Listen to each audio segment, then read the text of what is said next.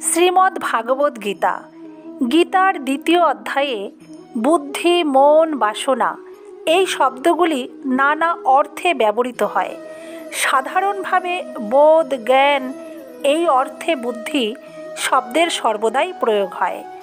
দার্শনিক পরিভাষায় বুদ্ধিকে বলে ব্যবসায়াত্মিকা বা নিশ্চয়াত্মিকা মনোবৃত্তি।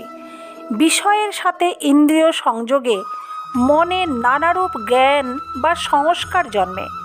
সেটা কোনটি ভালো, কোনটি মন্দ, কোনটি গ্রাহ্য, কোনটি ত্যায্য, এটা এই রকম না ওই রকম, মনে এইরূপ নানা রকম সংকল্প বিকল্প উপস্থিত হয়।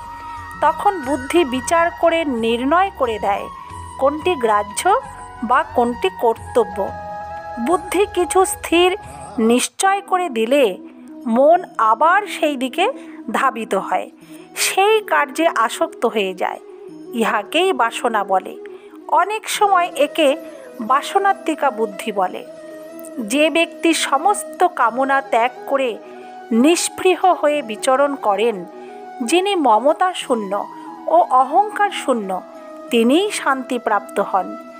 নিষ্পৃহ অর্থ হল দেহ জীবনধনাদি প্রাপ্ত অপ্রাপ্ত সর্ব বিষয়ে যিনি স্পৃহা শূন্য থাকেন। নির্মম কথার অর্থ হল মমতা শূন্য। আমার দেহ, আমার গৃহ, আমার ধনজন ইত্যাদি এই আমার বুদ্ধিই হল মমতা। যার এই ভ্রম দূর হয়েছে তিনিই নির্মম। নিরহংকার কথার অর্থ হল আমি ধনী, আমি জ্ঞানী, আমি কর্তা, আমি দাতা ইত্যাদি এই আমি বুদ্ধি হল অহংকার। যার এই আমি জ্ঞান নেই তিনি নিরহংকার। যারা গৃহী তারা বিষয়ে বিচরণ করেন, নির্লিপ্তভাবে বিষয় ভোগ করেন। আর যারা সন্ন্যাসী তারা যথেচ্ছ পর্যটন করেন। গীতায় উক্ত কর্মযোগীর পক্ষে এইরূপ অর্থই বহন করে।